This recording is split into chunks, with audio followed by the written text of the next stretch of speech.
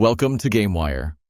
Let's hit the biggest moves and moments fast. Crystal Palace have moved for a La Liga star. Yeremy Pino could be headed to Selhurst Park. Multiple reports, including Sammy Mockbell, say Palace and Villarreal have a deal in principle for the 22-year-old Spain international winger, with the fee rising to around £26 million, including add-ons. A medical is expected in the coming days, and, crucially, Pino is open to the move. Villarreal are said to be accepting below his £69 million release clause, with under 2 years left on his deal. The profile: electric pace, 1-versus-1 menace, comfortable on either flank, proven in La Liga and on European nights. Last season, 4 goals in 34 La Liga appearances and steady build-up creativity. What it means for Palace: Oliver Glasner adds pure speed and directness out wide, plus much-needed wing depth. That matters. So far this window, it's only Walter Benitez and Borna Sosa through the door. And after the Forest draw, Glasner said he was very confident new signings would land before Monday's deadline. Reminder: in principle isn't done. Medical, final terms, signatures still to go.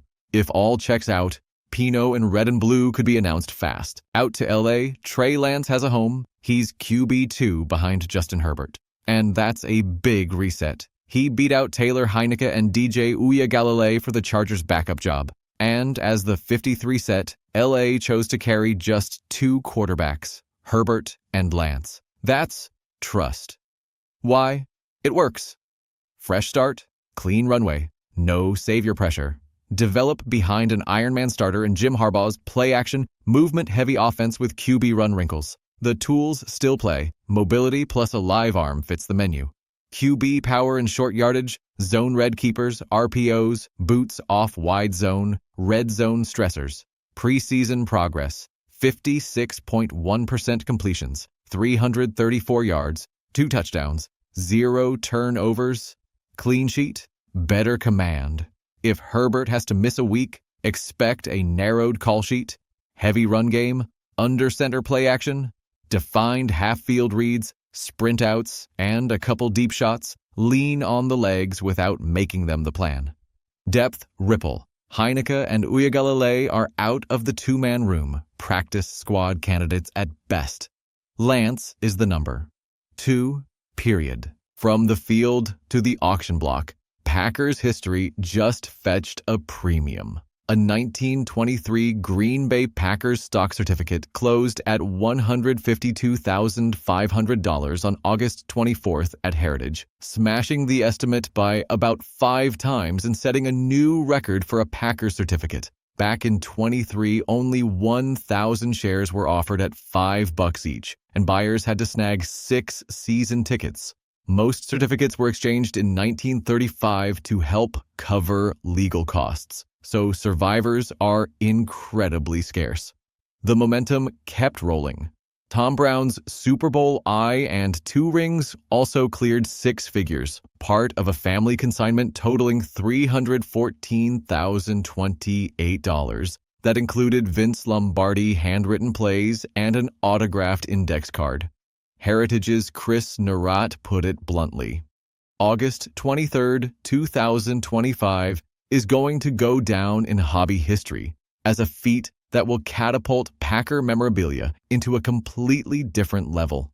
For ring comps, the marks to beat remain Fuzzy Thurston's Super Bowl Y at $216,000 and Dave Robinson's Super Bowl II at $174,000. Why the surge? Provenance and condition.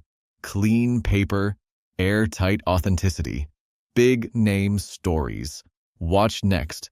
Early Acme Packers ephemera. Pristine Lombardi-era playbooks. Team-signed 60s balls and original stock certificates with ironclad paperwork. Up in Foxborough, Cutdown Day delivered twists. 1 veteran stays, a young edge is out.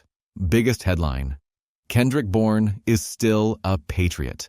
Teams called, but his contract cooled trade talks, and New England chose versatility over late picks. With 8 wideouts on the initial 53, Stephon Diggs, Demario Douglas, Keyshawn Bout, Mac Hollins, and third-rounder Kyle Williams among the locks. Keeping Bourne reshapes roles. He's your chain mover and motion piece, which squeezes snaps for the kids, but raises the third down floor. On the other side, fifth-rounder Bradyn Swinson was waived after flashing as a rusher. Edge was a numbers game, with the staff leaning on Anthony Jennings' early down sturdiness and Ponder's special teams juice. If he clears, he's a top practice squad stash. Kyle Duggar stays despite a rough camp. Cutting him saves nothing, so expect a ramp-up and maybe an early inactive while he resets. Cole Strange was waived. Pedigree yields to roster flexibility.